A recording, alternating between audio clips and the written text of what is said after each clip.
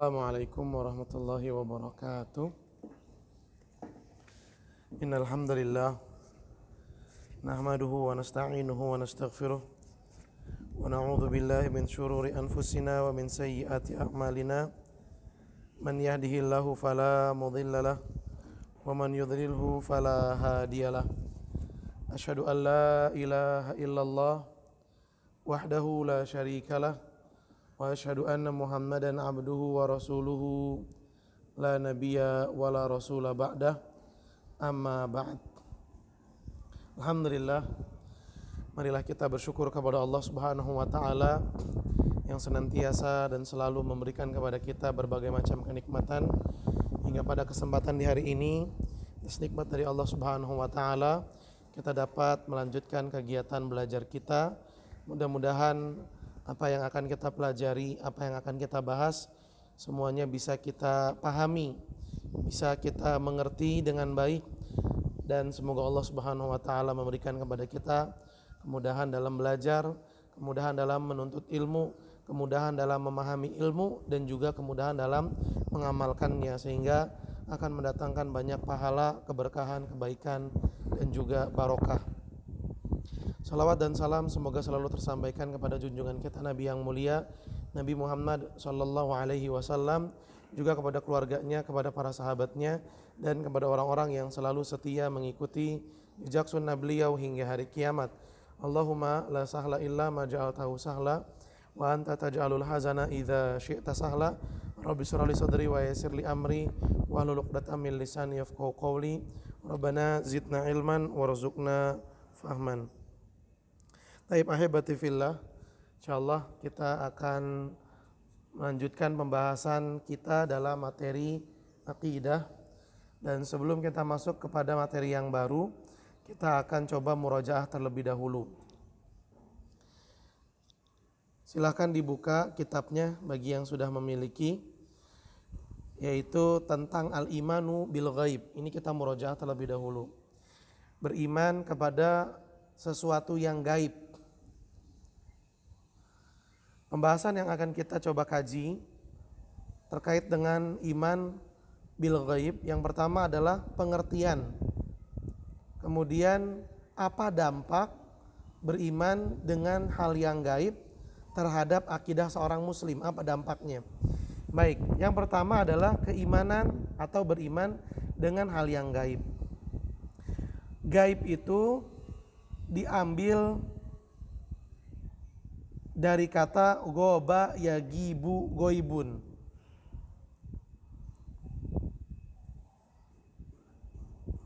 Maksudnya adalah segala sesuatu yang tidak bisa ditangkap oleh panca indera. Jadi kata goib ini adalah sesuatu yang tidak ditangkap oleh panca indera.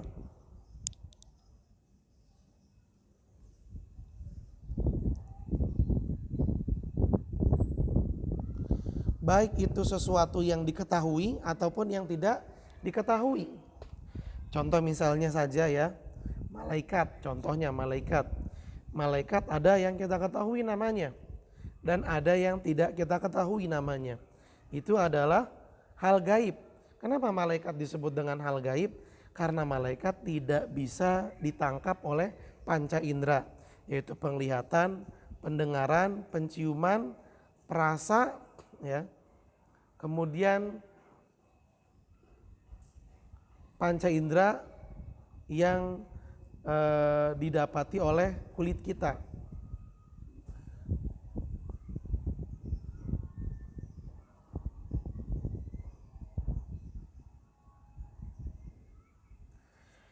Sehingga perkara gaib ini karena tidak bisa ditangkap oleh panca indera, maka tidak bisa diterima oleh akal pikiran manusia, karena biasanya akal pikiran manusia itu hanya menangkap, menerima sesuatu yang bisa ditangkap oleh panca indera. Tapi sesuatu yang tidak bisa ditangkap oleh panca indera, maka akal tidak akan menerimanya. Nah, oleh karena itu gaib ini karena tidak ditangkap oleh panca indera, tidak diterima oleh akal, karena akal biasanya kan menerima sekali lagi apa yang ditangkap oleh panca indera. Maka untuk menerimanya itu, untuk mengetahuinya harus didapat dari dalil yang sahih. Atau bahasa gampangnya, gaib itu karena tidak ditangkap oleh panca indera, maka untuk meyakininya, untuk mempercayainya, sumber informasi terkait dengan hal gaib itu harus dari dalil yang sahih. Kalau tidak, maka tidak bisa kita terima. Contoh misalnya adalah orang yang menyampaikan berita gaib, namun hal tersebut sumbernya dari mimpi yang dia lihat, maka ini tidak bisa, ya, tidak bisa dipercayai begitu saja. Gaib. Beriman dengan hal yang gaib itu termasuk salah satu sifat karakternya orang beriman. Sebagaimana Allah Subhanahu wa taala berfirman, Alif Lam Mim, inilah kitab suci yang tidak ada keraguan di dalamnya. Kitab suci ini adalah petunjuk bagi orang-orang yang bertakwa, yaitu orang-orang yang beriman dengan perkara gaib. Mereka mendirikan sholat dan mereka menginfakkan apa yang telah mereka terima dari rizki yang kami berikan.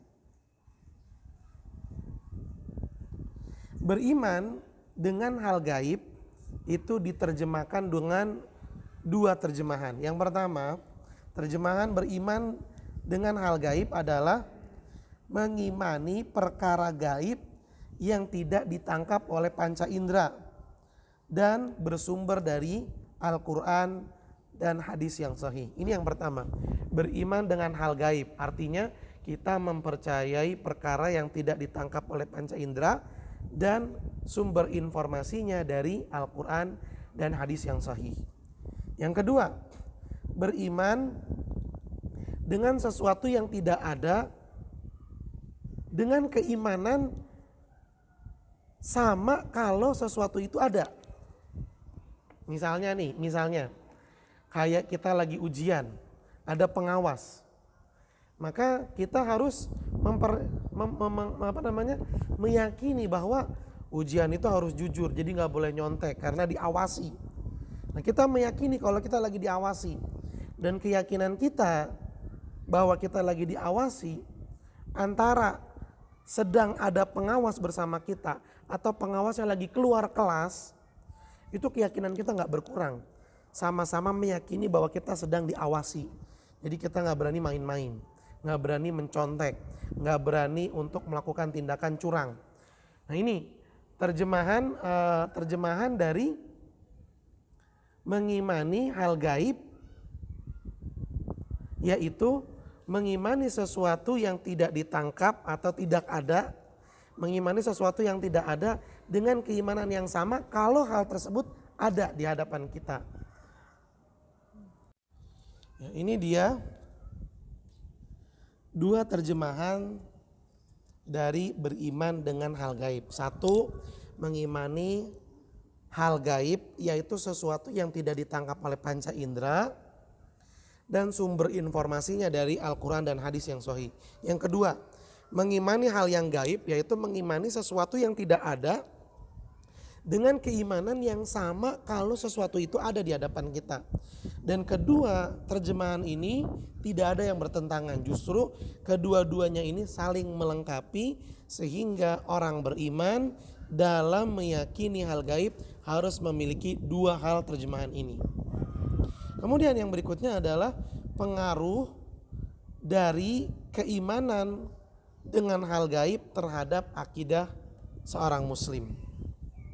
Pengaruh iman kepada hal gaib dalam akidah seorang muslim.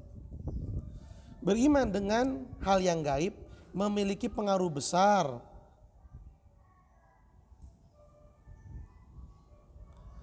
sehingga terpantul dalam tingkah laku seseorang. Ya, sangat memiliki pengaruh dan pengaruh tersebut bisa terlihat dari perilakunya seseorang. Juga akan terpantul atau terlihat dari kehidupannya.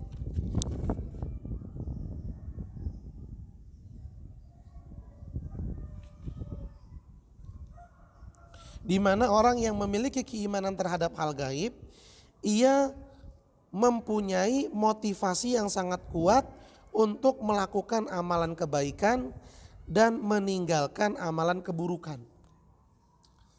Jadi kesimpulannya, kalau kita beriman dengan hal gaib, maka kita akan memiliki dorongan kuat untuk selalu berbuat baik dan dorongan kuat untuk meninggalkan perkara yang buruk.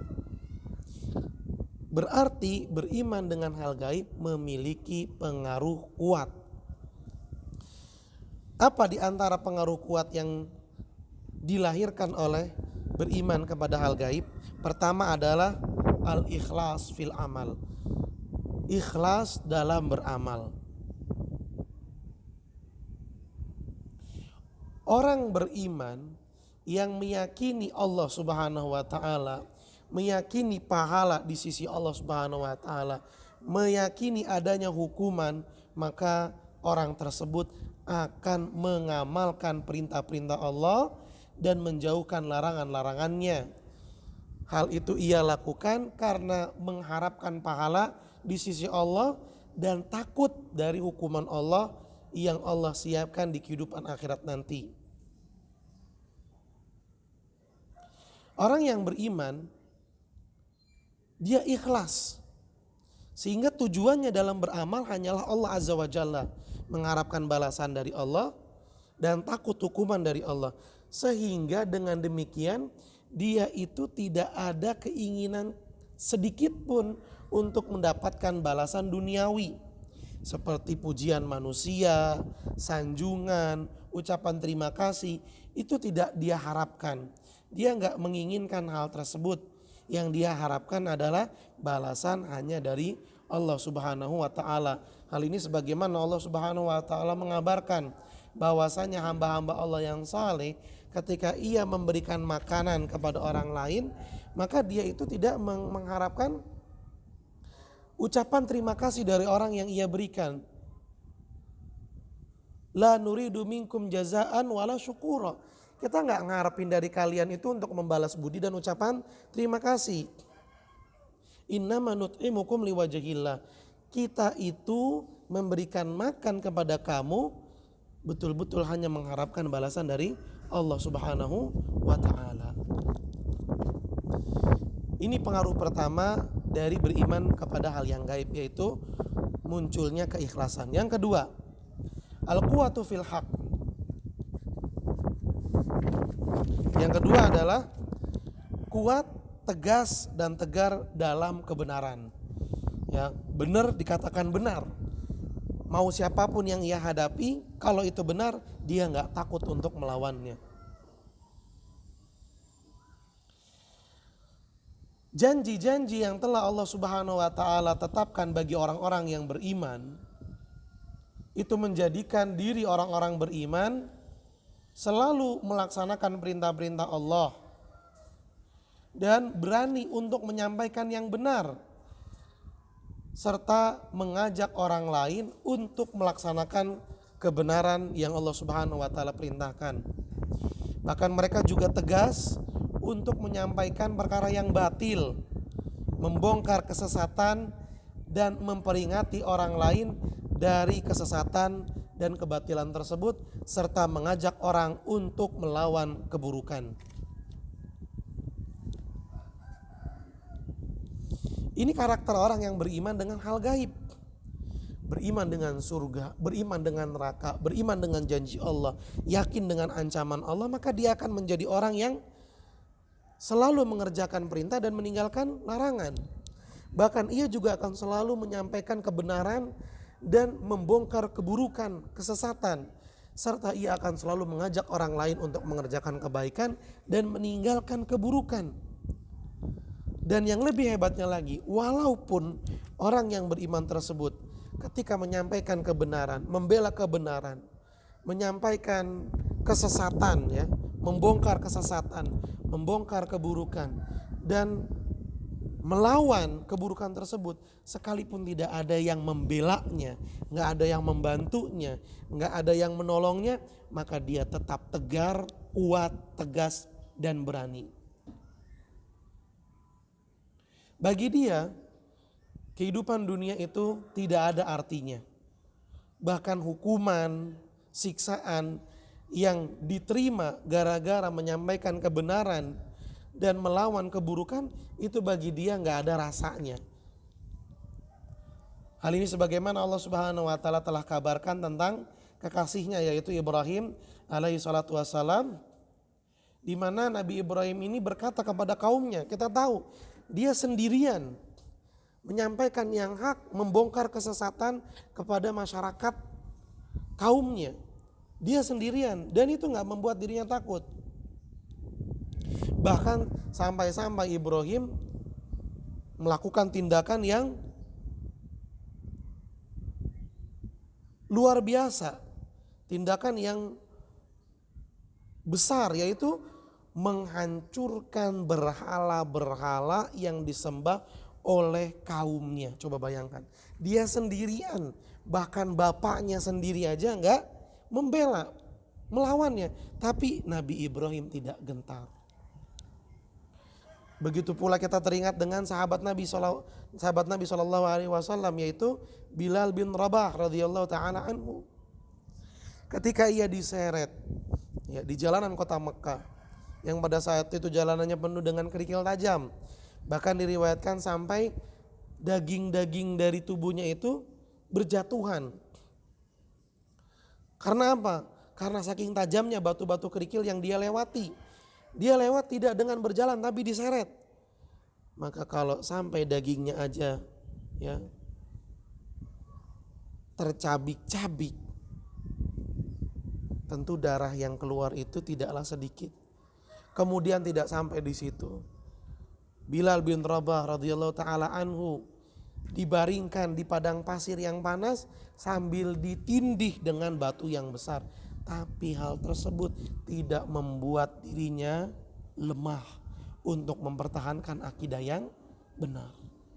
Ini ahibati fillah, orang yang beriman dengan keimanan yang benar, keimanan terhadap perkara yang Allah Subhanahu wa taala janjikan, maka akan membuat dirinya tidak gentar dalam membela kebenaran dan melawan keburukan. Karena bagi dia dunia gak ada artinya lagi. Mau semua orang memusuhi dia gak apa-apa, yang penting Allah tidak murka. Dan inilah yang disampaikan oleh Nabi Muhammad SAW ketika penduduk kota Taif menghujani beliau dengan batu sampai beliau berlumuran darah. Beliau mengatakan apa? Ya Allah, kalaupun semua orang memusuhiku gak apa-apa, yang penting engkau tidak murka kepadaku. Luar biasa. Ini adalah prinsip orang yang beriman. Dan ini akan kita dapati ketika kita memiliki keimanan dengan hal yang gaib. Begitu pula Allah Subhanahu wa taala mengabarkan tentang tukang-tukang sihirnya Fir'aun ketika mereka beriman. Lalu mereka menganggap remeh, menganggap enteng hukuman yang akan dilakukan oleh Fir'aun kepada mereka. Allah Subhanahu wa taala menceritakan ketika Nabi Musa ya melemparkan tongkatnya dan Allah takdirkan tongkatnya Nabi Musa berubah secara nyata menjadi ular yang melatah. Maka pada saat itu ahli sihirnya Fir'aun mengatakan ini bukan sihir. Kenapa? Karena tukang sihir tahu ya, yang mereka lakukan itu hanya mengelabui pandangan manusia. Aslinya masih tongkat, tapi pandangan manusia sama mereka disihir sehingga pandangan manusia melihat seolah-olah tongkat itu bergerak-gerak menjadi ular. Tapi yang dilakukan Nabi Musa betul-betul merubah tongkat menjadi ular. Maka para tukang sihir ini pun menjadi tahu, oh ini Musa, ini bukan tukang sihir nih Musa nih. Ini beneran datangnya mukjizat dari Allah Subhanahu wa taala. Maka mereka pun beriman dengan Musa. Pada saat itu mereka sujud dan menyatakan keimanan. Lalu Fir'aun murka dan mengatakan, kenapa kamu beriman kepada Nabi Musa? Sungguh aku akan memotong-motong tangan dan kaki kalian dan akan saya salib kalian. Apa kata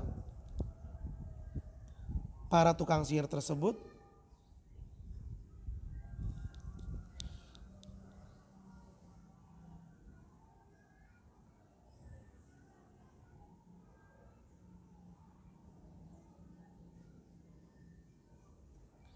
Ya, mereka mengatakan bahwa apa yang dilakukan oleh Fir'aun itu hanyalah hal sepele, hal ringan, karena hanya berlaku di kehidupan dunia saja. Ya, dunia paling lamanya berapa orang menahan rasa sakit? Ya paling cuma 70 tahun, selebihnya sudah kenikmatan yang abadi di surga. Inilah yang membuat para tukang sihirnya Fir'aun itu menganggap hukumannya Fir'aun mah kecil. Lebih baik dihukum Fir'aun daripada dihukum oleh Allah Subhanahu wa taala.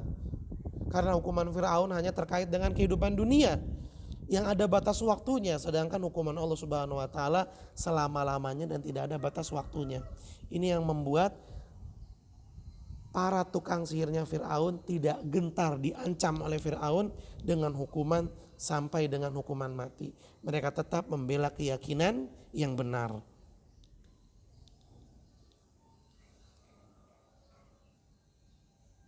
Kemudian dampak yang ketiga dari beriman dengan hal yang gaib adalah meremehkan, menganggap kecil perkara-perkara duniawi, gemerlapnya dunia, godaan dunia, keindahan dunia itu enggak membuat orang beriman terpesona apalagi sampai tertipu, enggak. Orang-orang beriman yang meyakini hal gaib menganggap kecil kehidupan dunia. Mau orang memiliki harta triliunan, mau ada orang yang memiliki rumah besar, mau ada orang memiliki kendaraan super canggih, bagi dia itu cuma dunia. Gak membuatnya iri, gak membuatnya tergila-gila, gak membuat dirinya terpesona apalagi tertipu. Ini adalah sikap baik yang akan dimiliki oleh orang-orang yang beriman dengan hal-hal gaib. Dunia dan keindahannya hilang dari hatinya.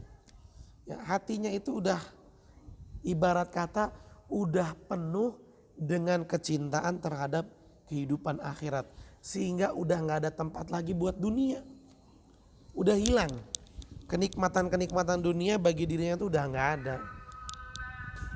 Ya, karena bagi dia adalah yang paling utama bisa mendapatkan kenikmatan akhirat. Baik.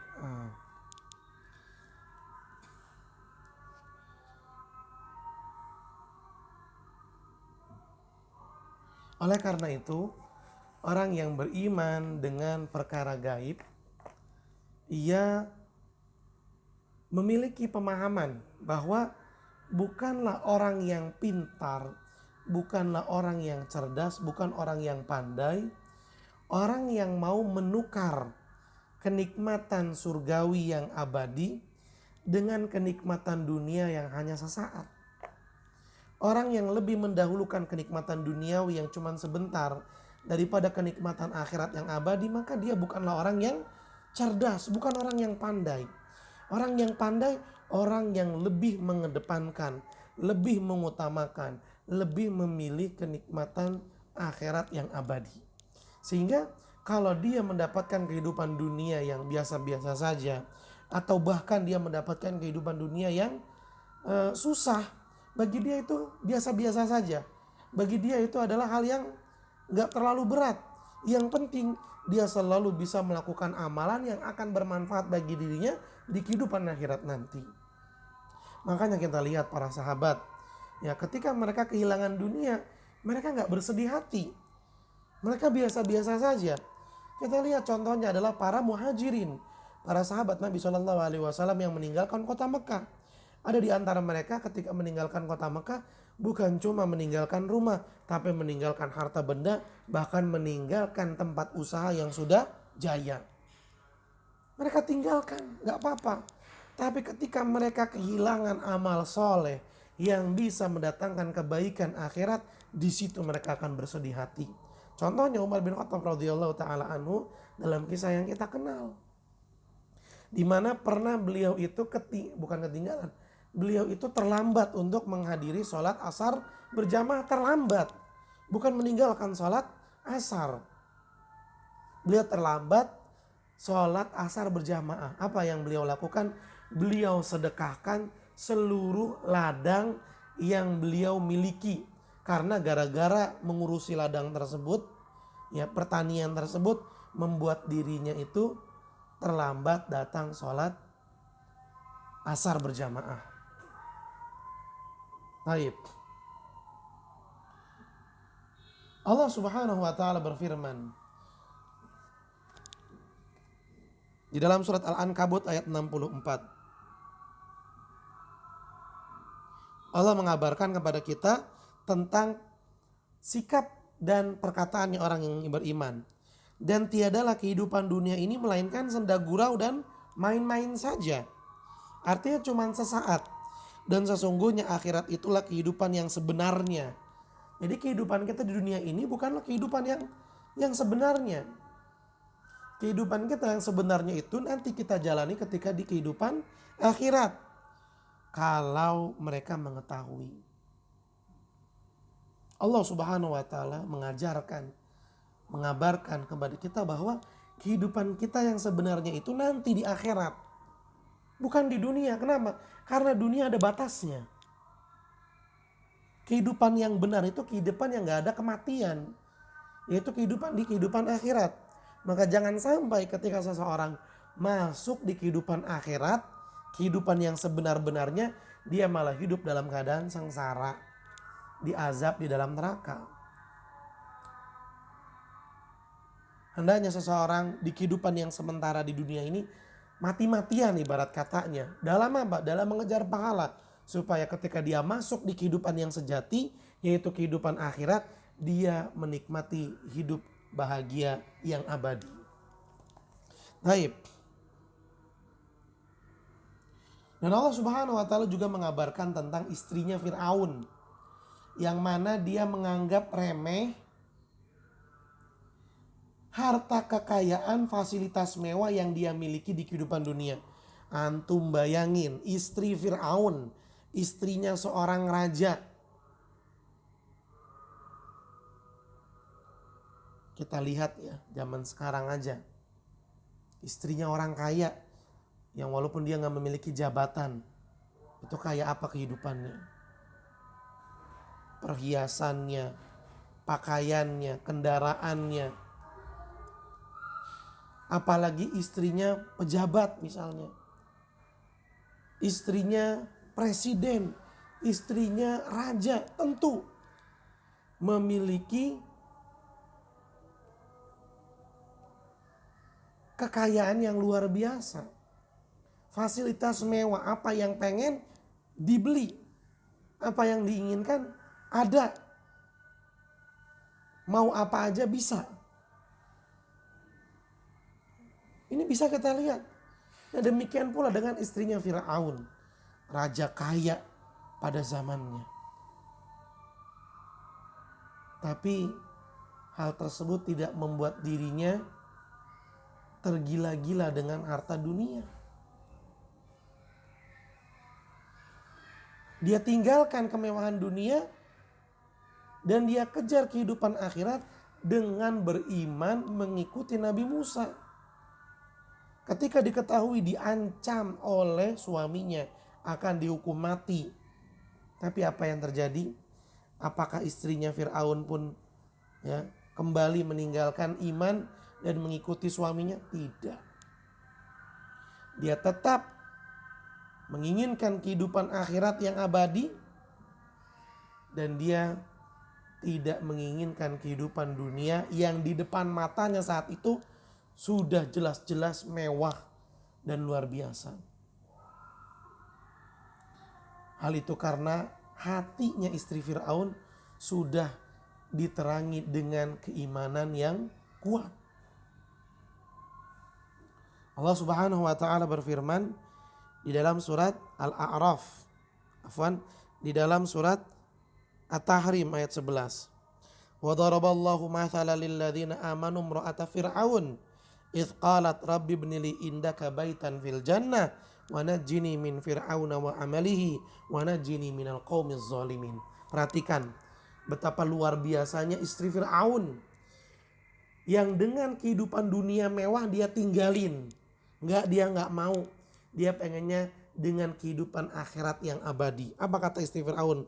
Dan Allah membuat istri Fir'aun sebagai perumpamaan bagi orang-orang yang beriman. Kalau kita ingin memiliki keimanan kuat, lihat kepada istrinya Fir'aun. Ketika dia berkata, ya Allah, bangunkanlah untukku rumah di sisimu di dalam surga. Dan selamatkanlah aku dari Fir'aun dan hukumannya. Dan selamatkanlah aku dari kaum yang zolim. Ketika istrinya Fir'aun telah diikat di tiang dan akan dihantam kepalanya dengan batu yang keras, itu hukuman matinya, Allah Subhanahu wa taala menyelamatkannya. Dengan apa? Allah Subhanahu wa taala mentakdirkan istri Fir'aun meninggal dunia duluan sebelum batu yang akan menghantam kepalanya mengenai kepalanya. Sebelum batu itu mengenai kepala istrinya Fir'aun sudah meninggal dunia. Sehingga dia tidak merasakan siksaan tersebut. Inilah janji Allah Subhanahu wa taala bagi hamba-hambanya yang beriman. Allah akan tolong. Lihat betapa luar biasanya istri Fir'aun.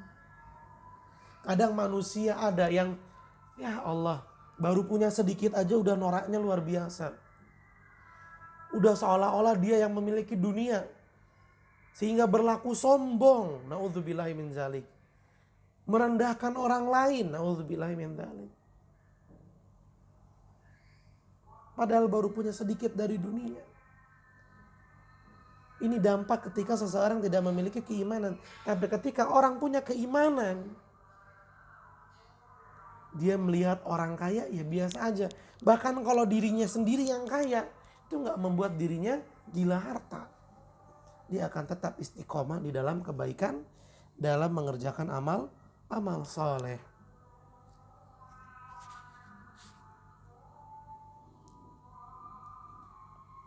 Kemudian zahabul ghil wal ahqad.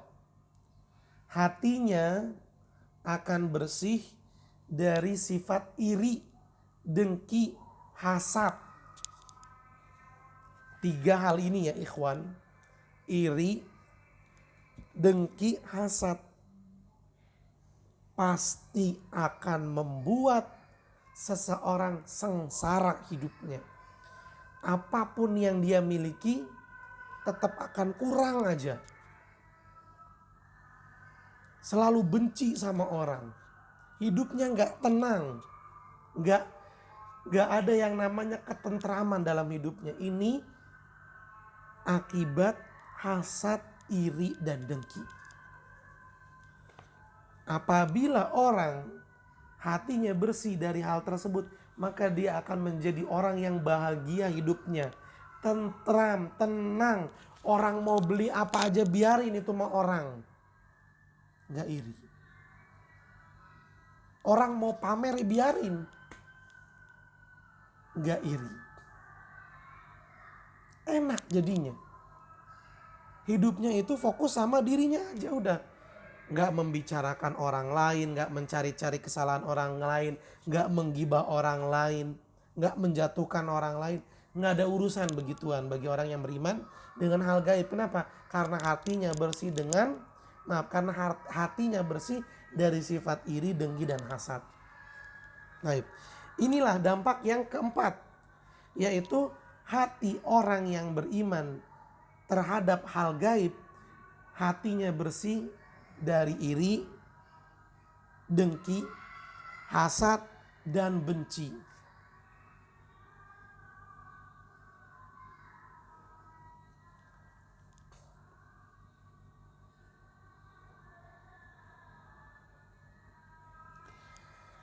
Kenapa orang yang beriman dengan hal gaib hatinya jadi bersih dari iri, dengki, hasad, dan benci? Karena orang yang beriman dengan hal gaib, ia selalu mengoreksi dirinya. Jadi nggak mencari-cari kesalahan orang lain. Yang selalu dia perhatikan adalah dirinya sendiri. Dirinya udah baik atau belum? Apakah ada kesalahan yang dia lakukan sehingga dia harus perbaiki? Apakah hari ini ada kekeliruan yang dia lakukan sehingga esok hari tidak boleh diulangi? Terus yang dia lakukan adalah introspeksi diri, mengoreksi diri sendiri.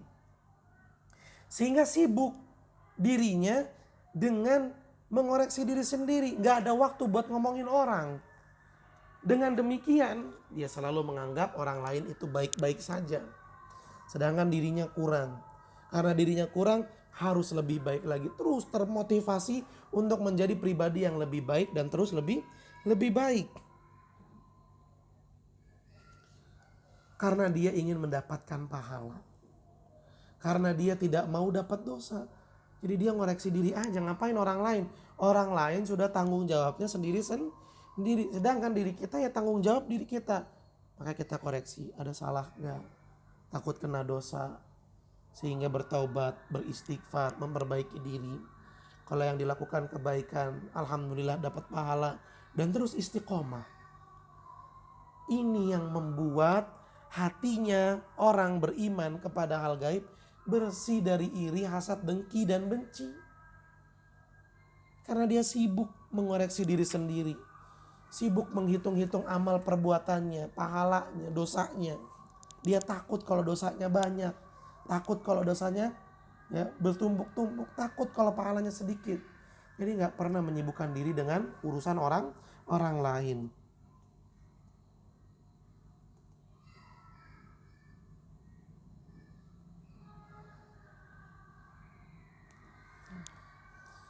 Baik, ahibati fillah. Ini dia 4 hal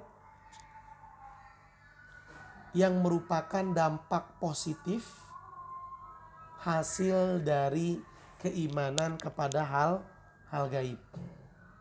Keimanan terhadap hal yang gaib. Allah Subhanahu wa taala mengabarkan betapa nikmatnya orang yang memiliki keimanan kuat terhadap hal gaib. Di mana mereka itu gak memiliki rasa benci, iri, dan dengki, dan tidak pula memiliki rasa hasad terhadap orang lain. Di dalam surat Al-Hasyr ayat 9-10.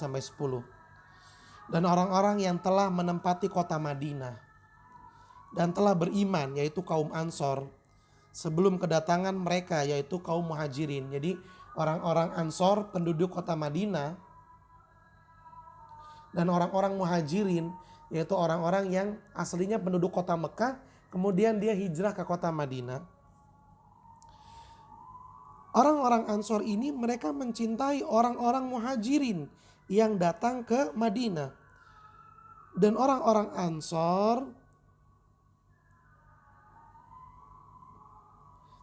tiada menaruh keinginan dalam hati mereka terhadap apa-apa yang diberikan kepada orang-orang Muhajirin. Artinya apa yang Nabi Muhammad SAW berikan, apa yang didapat oleh orang-orang Muhajirin ketika telah sampai di kota Madinah, hal tersebut tidak membuat orang-orang Ansor iri. Enggak. Ketika orang-orang Muhajirin datang ke kota Madinah, mereka diberikan kebaikan-kebaikan oleh Nabi Muhammad SAW, juga diberikan oleh penduduk-penduduk kota Madinah. Nah, penduduk kota Madinah yang lain gak ada yang merasa iri. Kok orang-orang Muhajirin dikasih, sedangkan kita nih penduduk asli gak dikasih apa-apa? Enggak. Gak ada yang punya perasaan seperti itu dari kalangan orang-orang Ansor. Bahkan orang-orang Ansor mengutamakan, mendahulukan orang-orang Muhajirin terhadap diri mereka sendiri. Sekalipun sebetulnya mereka orang-orang Ansor juga membutuhkan hal demikian. Ya ambil ibarat kata gampangnya ya, ini cuma contoh, ini bukan yang terjadi. Ini cuma contoh aja. Misalnya pada saat itu, ini misal, sekali lagi digarisbawahi, ini misal ya untuk memudahkan kita memahami ayat ini. Mungkin pada saat itu ada di antara penduduk Ansor yang belum memiliki rumah. Artinya dia betul-betul butuh terhadap rumah tempat tinggal. Tapi ketika ada kaum muhajirin datang, kemudian ditawarkan, ini ada rumah nih, siapa yang mau silakan memilikinya dan menempatinya. Apa yang dilakukan oleh sahabat-sahabat Ansor? Apakah mereka langsung bilang, saya mau dan saya lebih berhak karena saya ini penduduk asli? Tidak ya ikhwan.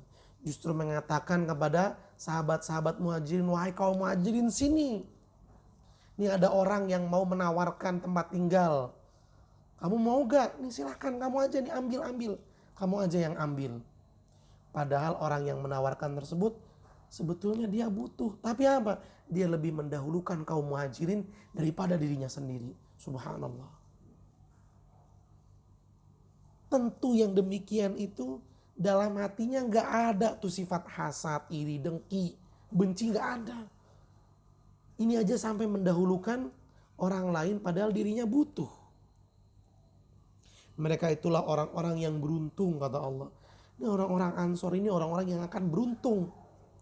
Dan orang-orang yang datang sesudah mereka, yaitu generasi yang datang setelah Muhajirin dan Ansor, mereka juga berdoa. Ini lihat orang-orang beriman.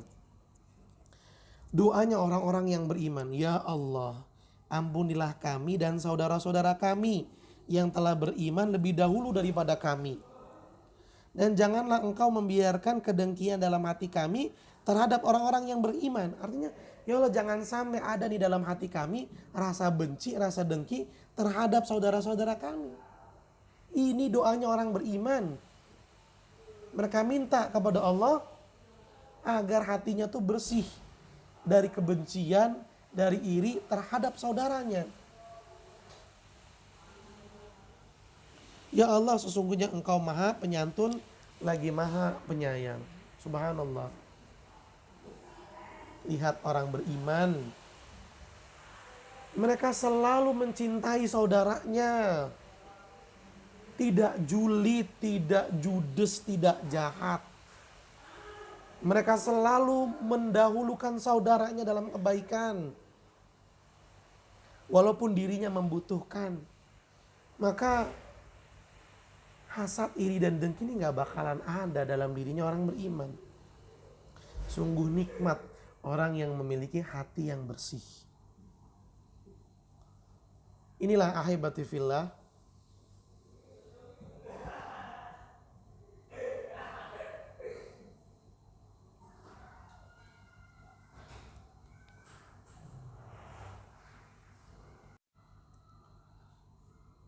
Sebagian pengaruh baik dari iman terhadap hal yang gaib. Pengaruh-pengaruh ini akan berkurang disebabkan oleh lemahnya keimanan. Artinya semakin iman terhadap hal gaib semakin kuat, maka 4 perkara tadi, ikhlas dalam beramal, berani dalam membela kebenaran melawan keburukan, kemudian tidak terlena dengan gemerlap kenikmatan duniawi. Lalu yang keempat, tidak ada rasanya iri, dengki, dan hasad. 4 hal ini akan semakin kuat. Ikhlasnya makin kencang kalau keimanan terhadap hal gaibnya juga makin kencang. Tapi ketika keimanan terhadap hal gaibnya itu melemah, maka melemah pula lah pengaruh-pengaruh keimanan. Ikhlasnya juga jadi melemah. Keberanian dalam membela kebenaran juga jadi melemah. Dan yang seterusnya. Artinya 4 pengaruh tadi kuat dan lemahnya tergantung dengan kuat dan lemahnya keimanan seseorang terhadap hal yang gaib. Bila pengaruh iman sudah tidak ada, maka suatu masyarakat akan berubah menjadi masyarakat yang waliyadzubillah tidak ada bedanya dengan hewan. Akan carut marut kehidupan masyarakat, akan berantakan. Yang kuat makan yang lemah, yang kuat menzolimi yang lemah. Akan berantakan dan hancur tatanan kehidupan masyarakat ketika pengaruh keimanan ini tidak ada. Pencurian, kejahatan, pembunuhan, perzinahan akan merajalela waliyadzubillah. Tapi ketika keimanan terhadap hal gaib menguat, sehingga pengaruhnya juga menguat, akan menciptakan kehidupan masyarakat yang sejahtera, tentram, aman dan damai. Hal ini sebagaimana kita lihat dengan kehidupannya para sahabat Nabi Muhammad SAW. Hidup dalam keadaan bahagia, tentram, dan sejahtera. Yang hidup memangsa yang mati ini ketika pengaruh keimanan terhadap hal gaib sudah hilang dari diri seseorang. Maka yang kuat akan menindas yang lemah. Ketakutan merajalela. Musibah akan meluas dan merata. Lihat. Akan banyak penyakit. Akan banyak yang namanya kemiskinan. Bahkan musibah-musibah datang silih berganti. Akibat apa? Akibat kriminal dan dosa yang dilakukan oleh masyarakat yang tidak memiliki keimanan terhadap hal gaib. Sehingga nggak ada pengaruh positif dalam hatinya. Selalu iri dengan orang lain. Melakukan tindakan kejahatan demi membuat orang lain sengsara dan dirinya bahagia. Kemuliaan akan hilang. Kehinaan akan merajalela. Dan kita berharap kepada Allah Subhanahu wa taala, semoga Allah Subhanahu wa taala menjauhkan kita dari keburukan-keburukan dan memberikan kepada kita keimanan yang kokoh, keimanan yang kuat terhadap hal gaib, sehingga membuat kita pribadi yang semakin ikhlas dalam beramal, berani membela kebenaran, tidak terpesona dan terlena dengan kehidupan dunia, hanya terpaku dan tertuju dengan kehidupan akhirat, dan membuat hati kita bersih dari benci, iri, dengki, dan hasad. Taib ahibati fillah. Kemudian yang berikutnya, ya, kita akan masuk sedikit ke dalam materi beriman kepada malaikat. Beriman kepada malaikat.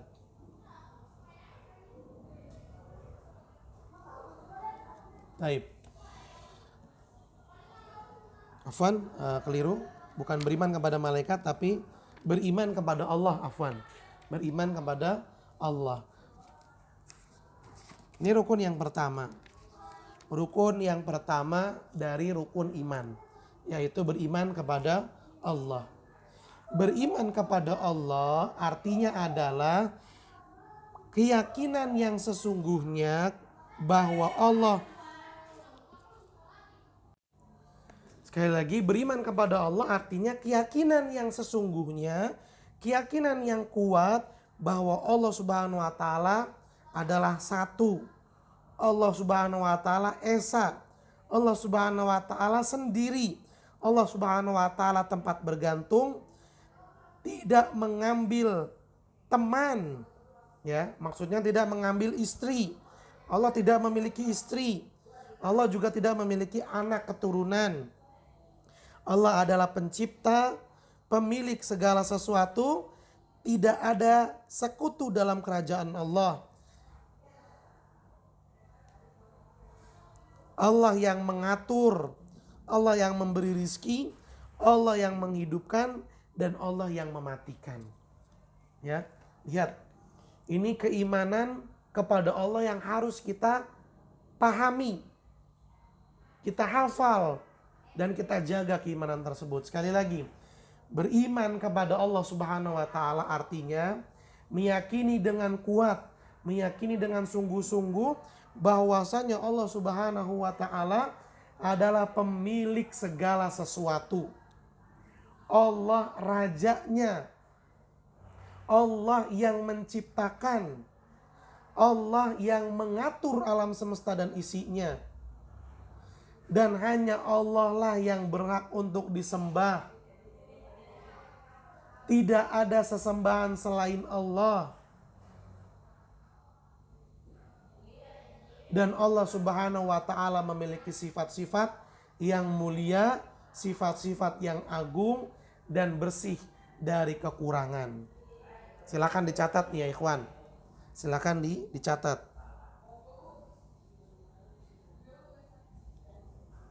Ulangi lagi. Beriman kepada Allah artinya adalah meyakini dengan sungguh-sungguh, meyakini dengan kuat bahwasanya Allah Subhanahu wa taala pemilik segala sesuatu. Ini yang pertama, pemilik. Yang kedua, Allah rajanya segala sesuatu. Yang ketiga, Allah yang menciptakan. Yang keempat, Allah yang mengatur.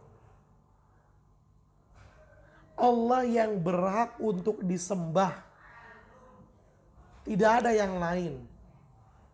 Dan yang keenam, Allah memiliki sifat-sifat mulia, sifat-sifat yang agung dan bersih dari kekurangan.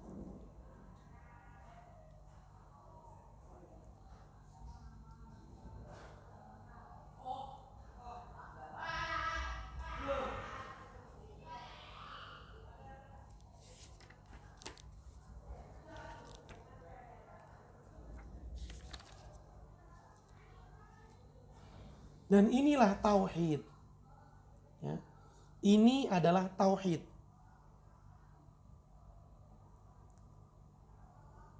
Pengertian tadi itu menerangkan tentang tauhid. Karena tauhid itu ada 3 ya. Tauhid terbagi menjadi 3. Tauhid rububiyah, meyakini Allah yang memiliki, Allah yang merajai, Allah yang menciptakan, Allah yang mengatur, Allah yang memberi rizki. Ini tauhid rububiyah. Jadi kita sebutkan tuh bahwa beriman kepada Allah, meyakini dengan sungguh-sungguh Allah yang memiliki, Allah yang merajai, Allah yang menciptakan, Allah yang mengatur. Ini tauhid rububiyah. Yang kedua, tauhid uluhiyah, yaitu Allah satu-satunya yang berhak untuk disembah. Tidak ada yang lain. Menyembah kepada selain Allah, maka itu kebatilan.